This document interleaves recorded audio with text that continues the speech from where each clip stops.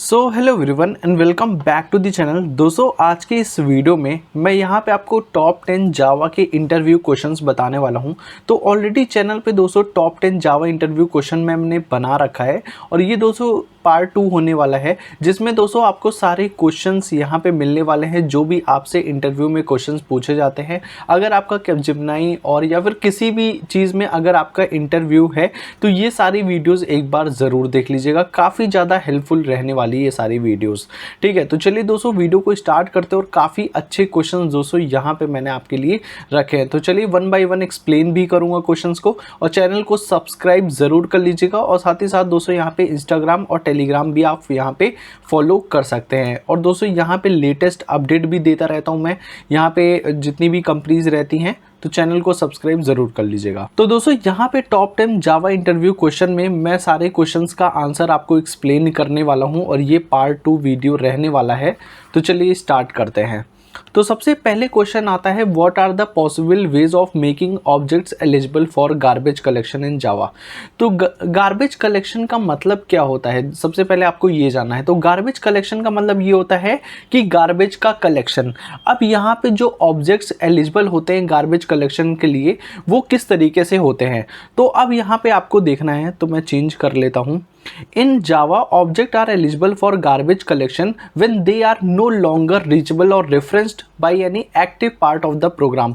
यहाँ पे जो है जो ऑब्जेक्ट होते हैं, ठीक है, जो भी ऑब्जेक्ट होता है जब वो किसी भी चीज़ को रेफरेंस नहीं करते या फिर वो नो लॉन्गर रीचेबल होते हैं, ठीक है, तब उस टाइम पे ये ऑब्जेक्ट को हम लोग जो है गार्बेज कलेक्शन में डाल देते हैं। अब इसको काम कौन करता है, तो ये जेवीएम ऑटोमेटिकली क्या करता है, जो भी ऑब्जेक्ट अनयूज्ड ऑब्जेक्ट है जो मेमोरी में जगह ले रहे हैं उनको क्या करता है, डिस्ट्रॉय कर देता है। यही काम जेवीएम का होता है और ये मैं आपको दिखाने वाला हूँ कि किस तरीके से स्क्रिप्ट में यहाँ पे है। तो सबसे पहले आपको यहाँ पे डिफिनेशन देखना है। In Java objects are eligible for garbage collection when they are no longer reachable or referenced by any active part of the program. The Java virtual machine automatically handles garbage collection to reclaim memory occupied by object that are no longer needed. जैसे कि आप देख सकते हैं माई object class है और इसका ये जो ओबीजे है ये हमारा क्या है, ऑब्जेक्ट है। ठीक है, ये क्लास का ऑब्जेक्ट बना रखा है, न्यू कीवर्ड है यहाँ पे, और ऑब्जेक्ट इक्वल टू नल मैंने दे दिया। मतलब अब ये क्या है कि object is no longer referencing the object making it eligible for garbage collection. जब ये नल को पॉइंट कर रहा है, जैसे मैंने यहाँ पे नल दे दिया, या फिर ये यूज नहीं हो रहा है, तो उस टाइम पे हम लोग क्या करेंगे, इसे गार्बेज कलेक्शन में डाल देंगे। और system.gc क्या करता है, ये एक मेथड होता है जिसमें गार्बेज कलेक्टर को रन करता है। ठीक है, तो ये आप मेथड भी यूज कर सकते हैं, या फिर अगर आप मेथड यूज नहीं करते तो जेवीएम बाय डिफॉल्ट जो भी अनयूज्ड ऑब्जेक्ट होते हैं उनको जो है गार्बेज कलेक्टर में डाल देता है। यही चीज होता है गार्बेज कलेक्शन। ठीक है, आई होप आपको ये चीज समझ में आ गया होगा। अब नेक्स्ट क्वेश्चन की तरफ बढ़ते हैं। तो यहाँ पे दोस्तों सेकेंड क्वेश्चन है, ये बात करते हैं what is meant by Java packages.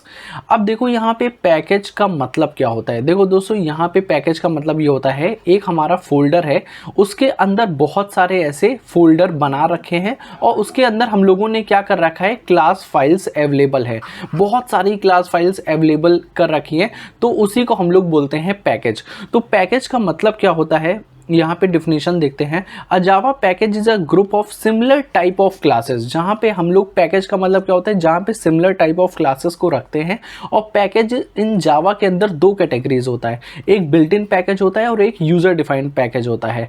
और यहाँ पे अगर हम लोग सिंटैक्स देखेंगे यहाँ पे पैकेज का, तो आपको पैकेज का नाम लिखना पड़ेगा और फिर आप ये देख सकते हैं ये पैकेज का नाम है जो हम लोगों ने डिफाइन किया है। और अगर हम लोग बिल्ट इन पैकेज की बात करें तो जैसे Java, lang, AWT, Ajax, swing, net, IO, util, SQL etcetera. ठीक है, तो ये सारे ही बिल्ट इन पैकेज है। अब अगर हम लोग बिल्ट इन पैकेज की बात करें, जैसे java.lang पैकेज हम लोग कहाँ यूज़ करते हैं, this package is automatically import हो जाता है। जैसे ही आप यहाँ पे कोई भी अपना जो है लिखते हैं कोड तो ये ऑटोमेटिकली इंपोर्ट हो जाता है। और java.io क्या करता है, ये इनपुट और आउटपुट ऑपरेशंस के लिए यूज होता है। और java.util क्या होता है, जैसे कि अगर आपको इंप्लीमेंट करना हो data structure like link list, ठीक है, ऐसी चीज़ें अगर इंप्लीमेंट करनी हो तो java.util का यूज़ करते हैं। तो जावा पैकेज का मतलब आई होप आपको समझ में आ गया होगा कि एक पैकेज के अंदर सिमिलर टाइप ऑफ क्लासेस को रखा जाता है, जिसमें दो कैटेगरीज होती है, बिल्ट इन पैकेज और यूजर डिफाइंड पैकेज। और यहाँ पे कुछ ऐसे नाम से जो आप इंटरव्यू में एक्सप्लेन कर सकते हो, ठीक है। अब दोस्तों यहाँ पे थर्ड क्वेश्चन की बात आते हैं, what is a user defined method in Java. तो जावा के अंदर यूजर डिफाइंड मेथड कौन कौन से होते हैं, जैसे कि जावा के अंदर अ user defined method is a method that is created by the programmer. यहाँ पे जो प्रोग्रामर होता है वो अगर किसी टास्क को या ऑपरेशन को परफॉर्म करना होता है, उसके लिए वो मेथड क्रिएट करना है। जैसे कोई मैंने एक ऐसा मेथड क्रिएट किया ऐड नाम से, जिसमें कि यहाँ पे 2 नंबर को ऐड किया जा रहा है, तो ये क्या है, ऐड एक तरीके का मेथड है जो कि यहाँ पे प्रोग्रामर क्रिएट करता है। जैसे पब्लिक क्लास माई मैथ है, पब्लिक इंट ऐड देख सकते हैं, इंट num1 इंट num2, यहाँ पे सम हो रहा है, ठीक है, और बाद में यहाँ पे आउटपुट में रिजल्ट मिल रहा है। तो यहाँ पे जो है क्या होगा, सबसे पहले आप देखिए पब्लिक स्टैटिक वॉइड मेन माई मैथ, पहले ऑब्जेक्ट बनाया, फिर यहाँ पे ऑब्जेक्ट डॉट ऐड यहाँ पे कॉल किया मेथड को, फिर यहाँ पे कॉलिंग किया, कॉलिंग करने के बाद num1 और num2 में वैल्यू जाएगी और सम रिटर्न करेगा, जो सम की वैल्यू है वो यहाँ पे आउटपुट हमें मिलेगा। तो यहाँ पे 7 + 5 आप जानते हैं कितना होता है, 12, ठीक है। तो यहाँ पे आंसर 12 आ जाएगा रिजल्ट के अंदर, यहाँ पे सम और यहाँ पे 12, ठीक है, ये आउटपुट में प्रिंट होगा। तो इस तरीके से यूज़र डिफाइंड मेथड यहाँ पे हम लोग क्रिएट करते हैं। आई होप ये क्वेश्चन भी आपको समझ में आ गया होगा। तो अब दोस्तों यहाँ पे नेक्स्ट क्वेश्चन की बात करते हैं, distinguish between string buffer and string builder in Java programming, ठीक है। तो अब यहाँ पे ये भी क्वेश्चन आपसे इंटरव्यू में पूछा जाता है कि स्ट्रिंग बफर और स्ट्रिंग बिल्डर होता क्या है। तो सबसे पहले यहाँ पे हम लोग देखने वाले हैं, जैसे कि in Java programming both string buffer and string builder are class, ये दोनों ही हमारी क्लास होती हैं, ठीक है, use to manipulate strings, string को मैनिपुलेट करने के लिए, but they have some key difference in term of their characteristic and usages. Both classes are part of the java.lang package. ये हमारा अभी मैंने आपको बताया था कि ये बिल्ट इन पैकेज होता है java.lang पैकेज, और इसी पैकेज के अंदर जो है ये क्लासेज होती हैं and provide similar functionality for string manipulation के लिए हम लोग यूज करते हैं। अब यहाँ पे हम लोग डिफरेंस देख लेते हैं, कौन कौन से डिफरेंस है। सबसे पहले स्ट्रिंग बफर मेथड जो होता है वो सिंक्रोनाइज्ड होता है, और स्ट्रिंग जो बिल्डर होता है वो नॉन सिंक्रोनाइज्ड होता है। फिर स्ट्रिंग बफर थ्रेड सेफ होता है, और स्ट्रिंग बिल्डर जो है फास्ट होता है as it is not thread safe. और जो परफॉर्मेंस वेरी स्लो होता है और परफॉर्मेंस वेरी फास्ट, ये जो परफॉर्मेंस वेरी स्लो है ये स्ट्रिंग बफर में है, और स्ट्रिंग बिल्डर में क्या होता है, परफॉर्मेंस फास्ट होता है। तो आप कोई भी यूज कर सकते हो इसमें। आई होप डिफरेंस समझ में आ गया होगा। अब मैं एक बार यहाँ पे आपको कोड भी बता देता हूँ। तो यहाँ पे दोस्तों कोड देखिए, सबसे पहले पब्लिक क्लास मेन है, पब्लिक स्टैटिक वॉइड मेन है, फिर स्ट्रिंग बफर का यहाँ पे 2 ऑब्जेक्ट बना है, ठीक है, यहाँ पे न्यू कीवर्ड है तो यहाँ पे ऑब्जेक्ट बना है। फिर हम लोग अपेंड कर रहे हैं हेलो और हेलो दोनों स्ट्रिंग बफर और स्ट्रिंग बिल्डर में। तो आंसर इन दोनों का आप देख सकते हैं हेलो वर्ड आ जाएगा। तो आपको कौन सा यूज करना है वो आपको डिसाइड करना है, ठीक है, यहाँ पे रिक्वायरमेंट के हिसाब से। और यहाँ पे आपको ये क्वेश्चन भी समझ में आ गया होगा कि यहाँ पे किस तरीके से हम लोग स्ट्रिंग बफर और स्ट्रिंग बिल्डर को यूज करते हैं और डेफिनेशन क्या है, तो ये आप बता सकते हैं इंटरव्यू में। अब दोस्तों यहाँ पे क्वेश्चन आता है, 5th क्वेश्चन है, can we execute any code even before the main method. क्या मेन मेथड से पहले भी कोई कोड एग्जीक्यूट हम लोग कर सकते हैं? तो बिल्कुल कर सकते हैं। वो क्या चीज़ है वो देखिए, yes we can execute code even before the main method in Java by utilising the static initialiser block और static variable in a class. तो क्लास के अंदर अगर आप स्टैटिक ब्लॉक बनाते हो, ये स्टैटिक वेरिएबल होता है, तो जो स्टैटिक ब्लॉक होता है वो हमारा एसोसिएटेड होता है क्लास से, ना कि क्लास के इंस्टेंस से। क्लास के इंस्टेंस मतलब ऑब्जेक्ट ऑफ द क्लास, ठीक है। तो इस वजह से and are executed when the class is loaded into the memory. जैसे ही क्लास लोड होता है मेमोरी में, तो सबसे पहली चीज जो यहाँ पे एग्जीक्यूट करती है वो स्टैटिक ब्लॉक होता है। तो यहाँ पे देख सकते हो पब्लिक क्लास माई क्लास है, और स्टैटिक के अंदर जो कोड यहाँ पे लिखा गया है सबसे पहले वो एग्जीक्यूट होगा, स्टैटिक इनिशियलाइजर ब्लॉक एग्जीक्यूट होगा, उसके बाद इनसाइड द मेन मेथड ये वाला एग्जीक्यूट होगा।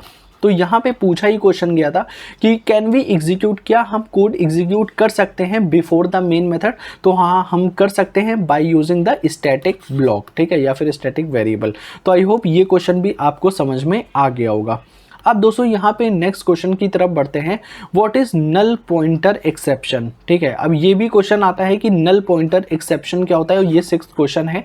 तो अब हम जानते हैं कि नल पॉइंटर कैसे थ्रो होता है। देखो, the null pointer exception occur when the user attempts to access or modify the field of a null object. जब हम ऑब्जेक्ट बनाते हैं और हम इस चीज़ को, ऑब्जेक्ट को मॉडिफाई करना चाहते हैं या एक्सेस करना चाहते हैं, उस टाइम पे हमें नल पॉइंटर एक्सेप्शन थ्रो होता है। when you declare a variable but do not initialize it with an object, or if you explicitly set it to null, any attempt to use that variable to access method or properties of the object it point to will result in null pointer exception। अब इनका कहने का मतलब ये है कि हमारा जो ऑब्जेक्ट है, जब ऑब्जेक्ट को हम यहाँ पे इनिशियलाइज कर देते हैं या फिर ऑब्जेक्ट को एक्सप्लिसिटली हम नल डिफाइन कर देते हैं, जैसे कि आप यहाँ पे देख सकते हो स्ट्रिंग str, अगर मैंने कोई वेरिएबल बनाया और string str equal to null कर दिया और str is set to null, तो इस टाइम पे क्या होगा, जब हम स्ट्रिंग की जो है लेंथ चेक करेंगे तो इस टाइम पे नल पॉइंटर एक्सेप्शन यहाँ पे थ्रोन होगा, क्योंकि हमने एक्सप्लिसिटली नल यहाँ पे डिफाइन किया है।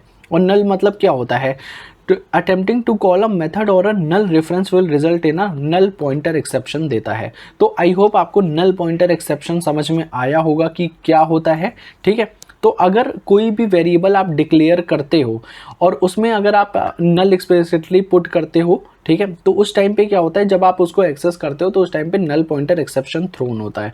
तो आई होप आपको क्वेश्चन समझ में आ गया होगा।